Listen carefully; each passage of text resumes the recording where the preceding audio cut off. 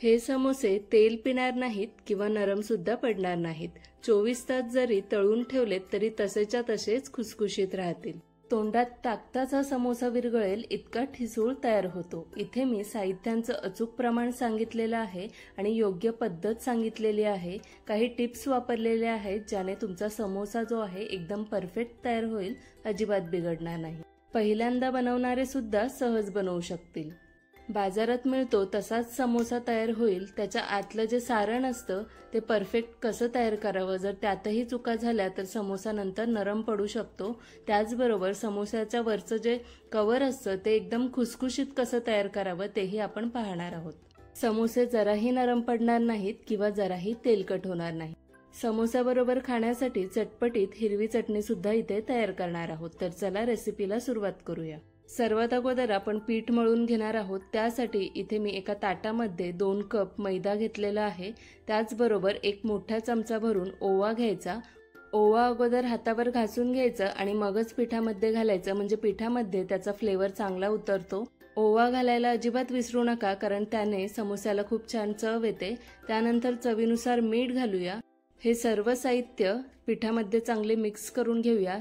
आता सर्वात महत्त्वाच्या गोष्टीकडे वळूया, ते म्हणजे तेलाचं मोहन. हे तेलाचं मोहन जर परफेक्ट असेल तर तुमचा समोसा जो आहे तो इतका खुसखुशीत तयार होईल, इतका ठिसूळ तयार होईल की तोंडात टाकताच तो पटकन विरघळेल. 2 कप मैद्याच्या पिठासाठी इथे मी पाव कप तेलाचं मोहन घेतलेलं आहे. वजनीप्रमाणे हे पाव किलो मैदा आहे, त्यात आपण पाव कप तेलाचं मोहन घातलेलं आहे. इथे आपल्याला पाव कप इतकंच तेल घालायचं आहे, त्यापेक्षा जास्त किंवा कमी करायचं नाही. हेच प्रमाण योग्य आहे. आता हे तेल आपल्याला पिठामध्ये एकदम छान प्रकारे मिक्स करून घ्यायचं आहे. हातावर घेताच पिठाचा गोळा तयार झाला पाहिजे असं आपल्याला ह्याच्यात मिक्स करून घ्यायचं आहे. मिक्स करून झाल्यानंतर पीठ हातावर घेऊन दाबायचं. जर त्याचा घट्ट गोळा तयार होत असेल तर आपलं तेलाचं मोहन परफेक्ट पडलेलं आहे. आता एकदम थोडं थोडं पाणी घेऊन एकदम घट्ट गोळा तयार करायचा आहे. जसं चपातीसाठी आपण तयार करतो तसा करायचा नाहीये, एकदम घट्ट गोळा ठेवायचा आहे. कारण मैद्याचं पीठ भिजल्यानंतर ते अजून मऊ होतं, त्यामुळे आपल्याला एकदम घट्ट गोळा तयार करायचा आहे. व्हिडिओत दिसतंय तसंच मी कमी पाण्याचा वापर करून एकदम घट्ट गोळा तयार करून घेतलं आणि आता मी त्यावरून झाकण दिलेलं आहे. याला आता 20 ते 30 मिनिटसाठी मी भिजवून घेणार आहे. आता चटपटीत असं समोस्यामध्ये भरण्यासाठी सारण तयार करून घेऊया. एका पॅनमध्ये मी 2 डावी तेल घातलेलं आहे. तुमच्या अंदाजाने तुम्ही तेल कमी जास्त करू शकता. त्यात मी 1 चमचे जिरा घातलेला आहे आणि 2 मोठे चमचे धणे घातलेले आहेत. अख्खे धणे थोडे कुटून घ्यायचे, एकदम बारीक करायचे नाही, आणि ते घालायचे. पाव चमचा हिंग घातलेला आहे. आता हे थोडेसे 30 सेकंदसाठी फ्राय करून घेऊया. कुटलेले धणे घातल्यामुळे ह्या सारणाला खूप छान चव येते. हे अख्खे मसाले थोडे परतून झाल्यानंतर यात घालूया मिरच्यांचा ठेचा. इथे मी बारीक बारीक चिरून मिरच्या घेतलेल्या आहेत, 7 ते 8. तुम्हाला जेवढं तिखट हवंय त्यानुसार तुम्ही इथे मिरच्या घाला. त्यानंतर मी इथे अर्धा इंच कुटलेलं आलं सुद्धा घातलेलं आहे. मिरची आणि आलं सुद्धा आपण इथे थोडे फ्राय करून घेऊया. थोडं कच्चेपणा जाईपर्यंत मिरची आलं इथे मी फ्राय करून घेतलं. आता 1 वाटी मी इथे मटर घेतलेले आहेत. ताज्या मटरचा तुम्ही इथे वापर करू शकता, पण मी इथे सुके वाटाणे जे असतात ते भिजवून घेतले आणि भिजल्यानंतर कुकरला मी ते शिजवून घेतले. या वाटाण्यांचं प्रमाण किंवा मटरचं प्रमाण तुम्ही कमी जास्त करू शकता. 1 मिनिटसाठी तेलावर मी हे वाटाणे फ्राय करून घेतले. आता मी इथे 4 मीडियम आकाराचे बटाटे उकडून घेतलेले आहेत. ते अशा हाताने कुस्करून घालायचे. बारीक असं मॅश नाही करायचं, कारण समोसामध्ये जे सारण असतं त्यात थोडे थोडे तुकडे असतात बारीक बारीक बटाट्याचे, एकदम मॅश केलेलं नसतं. त्यामुळे इथे मी हातानेच असं कुस्करून यात घालणार आहे. आता 2 मिनिटसाठी तरी हा बटाटा तेलावर चांगला फ्राय करून घ्यायचं, म्हणजे सारण जे आहे ते अजून चविष्ट लागतं. तर इथे मी छान असं फ्राय करून घेणार आहे. आता बटाट्याचं हे मिश्रण बाजूला करून घेऊया आणि मधोमध थोडी जागा करून घेऊया. इथे आपण पुन्हा 1 डावी तेल घालूया आणि ह्या तेलावर आता आपल्याला मसाले घालायचे आहेत. मसाल्यांमध्ये इथे मी 1 चमचा भाजलेले जिऱ्याची पूड घेतलेली आहे. 1 चमचा घरगुती लाल मसाला घेतलेला आहे. त्याचबरोबर अर्धा चमचा हळदी पावडर आणि चवीनुसार मीठ. लाल तिखट मी इथे घरगुती घेतलेला आहे, त्यामुळे मी वेगळं असं धने पावडर किंवा मग गरम मसाला ऍड केलेला नाहीये, कारण त्यात सर्व मसाले आहेत. तुम्हाला घालायचं तर तुम्ही ते मसाले सुद्धा इथे घालू शकता. तेलामध्ये मी सर्व मसाले मिक्स करून घेतलेले आहेत। आता हे मसाले मी बटाट्यामध्ये चांगले एकजीव करून घेणार आहे। 2-3 मिनिटसाठी मंद आचेवर आपल्याला हा बटाटा चांगला असा परतून घ्यायचा आहे। बटाट्याचं हे मिश्रण तयार करताना एकच काळजी घ्यायची की ते ओलसर होता कामा नये। जरी थोडं ओलसर वाटत असेल तुम्हाला तर ते थोडं परतून घ्यायचं, तोपर्यंत परतायचं जोपर्यंत एकदम कोरडं असं मिश्रण तयार होत नाही। आता मी शेवटला घालणार आहे आमचूर पावडर 1.5 चमचा। आमचूर पावडर नसेल तर चाट मसाला तुम्ही इथे घालू शकता आणि भरपूर अशी बारीक चिरलेली कोथिंबीर। आमचूर पावडर घातल्यामुळे हे मिश्रण एकदम चटपटीत होतं। जसा बाजारामध्ये समोसा मिळतो तशाच चवीचं हे मिश्रण तयार होतं। आता हे सुद्धा आपण एकजीव करून घेऊया। मिश्रण ओलसर झाल्यामुळे काय होतं ते मी तुम्हाला सांगते। समोसा तयार केल्यानंतर तळल्यानंतर तो पटकन नरम पडतो, त्यामुळे आपल्याला एकदम कोरडं असं मिश्रण तयार करून घ्यायचं आहे। तर इथे आपलं समोसाचं सारण तयार झालेलं आहे। आता आपण चटपटीत अशी समोसाबरोबर खाण्यासाठी चटणी तयार करूया। एका मिक्सरच्या भांड्यामध्ये मुठभर कोथिंबीर, 4 हिरव्या मिरच्या, 5 ते 6 लसणाच्या पाकळ्या, लिंबाचा रस अर्धा पूर्ण पण नाही घालायचा, थोडाच घालायचा कारण इथे आपण दही वापरणार आहोत। 1 छोटा चमचा जिरे, काळे मीठ घालूया चवीनुसार आणि दही घालायचं आहे। दही घातल्यामुळे छान या चटणीला चव येते आणि रंग सुद्धा येतो। पूर्ण 3 चमचे इथे मी दही वापरलेलं आहे आणि एकदम छोटासा आल्याचा तुकडा घालायचा आहे। आता हे पाणी न घालता आपल्याला बारीक वाटून घ्यायचं आहे। वेळेवर जर तुमच्याकडे दही उपलब्ध नसेल तर तुम्ही इथे अर्धा लिंबाचा रस घालू शकता। दह्यामध्ये पाण्याचं प्रमाण असल्यामुळे मस्त अशी चटणी वाटली गेलेली आहे, बारीक अशी वाटायची। ही चटपटीत अशी आपली समोसा बरोबर खाण्यासाठी चटणी तयार आहे। आता अर्धा तासानंतर आपलं हे पीठ चांगलं भिजलेलं आहे, मऊ झालेलं आहे थोडं आधीपेक्षा। त्यावर 1 चमचा तूप घालूया आणि जोपर्यंत छान असं मऊ गोळा तयार होत नाही तोपर्यंत मळून घेऊया। तुमच्याकडे जास्त वेळ नसेल तर 15 ते 20 मिनिट सुद्धा तुम्ही हे पीठ भिजवून घेऊ शकता। तर छान असा मऊ गोळा आपल्याला मळून घ्यायचा आहे। आता या पिठाचे आपल्याला वेगवेगळे असे गोळे तयार करून घ्यायचे आहेत। जसे चपातीला आपण करतो तशाच पद्धतीचे गोळे तयार करून घ्यायचे।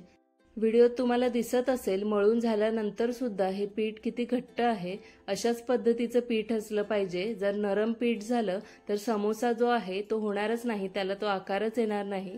त्यामुळे आपल्याला असाच घट्ट गोळा तयार करून घ्यायचा आहे। आता या पिठाचे मी सर्व गोळे तयार करून घेतलेले आहेत, जसे आपण चपातीला तयार करतो।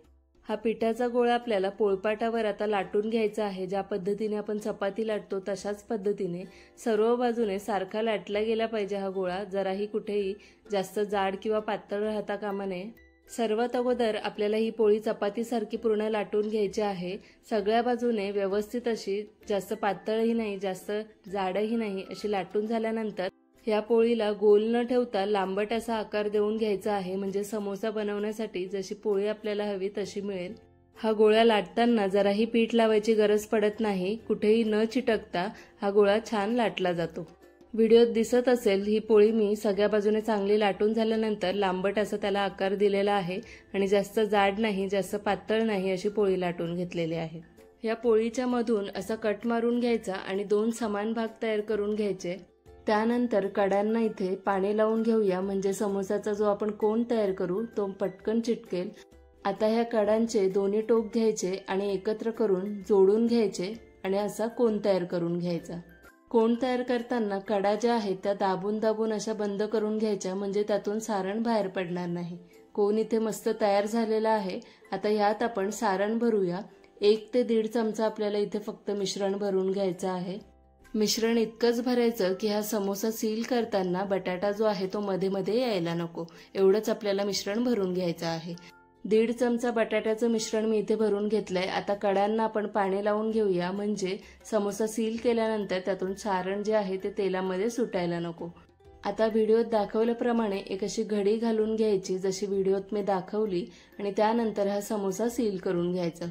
अशी घडी करून घेतल्यामुळे बाजारात जसा समोसा मिळतो तशाच पद्धतीचा आकार या समोसाला सुद्धा येतो।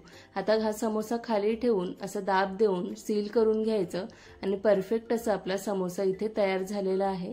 आता एका ताटामध्ये हा समोसा काढून घेऊया।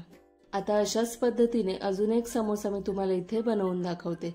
आता जो दुसरा भाग आहे जो आपण कापून घेतलेला त्याला सुद्धा असंच पाणी लावून घ्यायचं आणि दोन्ही कडा ज्या आहेत त्या अशा जोडून घ्यायच्या आणि एक कोन तयार करून घ्यायचं।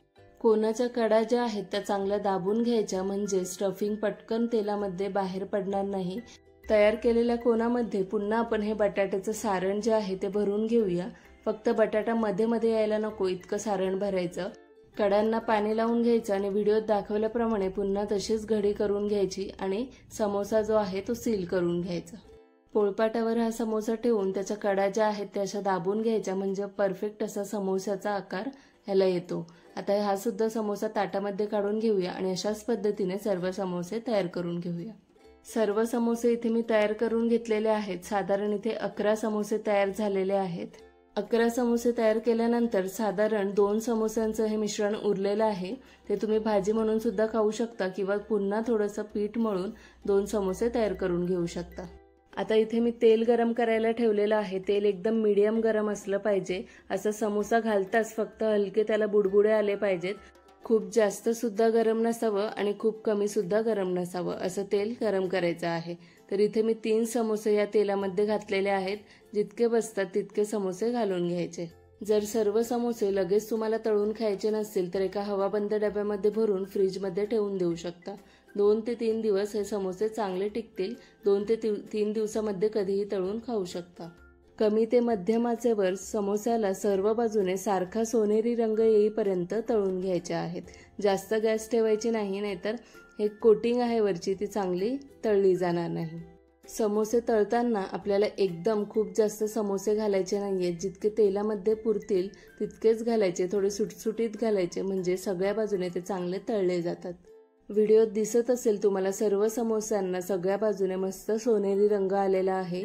असा रंग आला की ह्याच स्टेजला आपण हे समोसे काढून घेऊया, कारण समोसे गरम असल्यामुळे त्याची कुकिंग प्रोसेस सुरूच असते। आता मी हे समोसे काढून घेते आणि गरम असल्यामुळे ह्याचा अजून हलका रंग बदलू शकतो।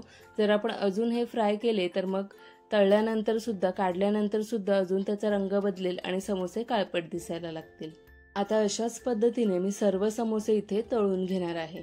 घरच्या घरी एखादी पार्टी असेल तर त्यावेळेस सुद्धा तुम्ही हे समोसे तयार करू शकता, किंवा कधी खायची इच्छाही झाली तर तुम्ही हे समोसे मस्त घरच्या घरी खुसखुशीत आणि कमी तेलकटवाले समोसे तुम्ही तयार करू शकता। तर इथे पाहू शकता समोस्यांवर तुम्हाला जराही तेल दिसणार नाही। बघूनच कळत असेल की हे समोसे जराही तेलकट झालेले नाहीयेत आणि एकदम ठिसूळ झालेले आहेत। आता सर्व समोसे इथे मी तळून घेतलेले आहेत, टिश्यू पेपरवर काढून घेतलेले आहेत। समोस्याबरोबर खाण्यासाठी एकदम चटपटीत अशी हिरवी चटणी सुद्धा आपण तयार केलेली आहे, ज्याने समोस्याची चव जी आहे ती अजून दुप्पट तिप्पट पटीने वाढते। दिलेलं साहित्यांचं प्रमाण आणि ज्या पद्धतीने मी स्टेप बाय स्टेप कृती सांगितलेली आहे तशीच तुम्ही फॉलो केली तर पाहू शकता असे खुसखुशीत समोसे तुमचे तयार होतील। पहिल्यांदा बनवणारे सुद्धा सहज हे समोसे तयार करू शकतील। हे समोसे पूर्णपणे थंड करून एका हवाबंद डब्यामध्ये भरून ठेवा। 24 तास हे समोसे बिलकुलही नरम पडणार नाहीत, एकदम खुसखुशीत राहतात। सारण सुद्धा एकदम परफेक्ट तयार झाले, त्यामुळे जराही समोसा नरम पडत नाही। एकदम घट्ट असं सारण तयार करायचं आहे। आजची ही रेसिपी जर तुम्हाला आवडली असेल तर कमेंट करा, लाईक करा, शेअर करा आणि सबस्क्राईब करा। बेल आयकन सुद्धा प्रेस करा, म्हणजे अशाच वेगवेगळ्या रेसिपीज तुम्हाला माझ्या चॅनलवर पाहायला मिळतील। भेटूया पुढच्या एका नवीन व्हिडिओ सोबत आणि एका वेगळ्या रेसिपी सोबत। धन्यवाद।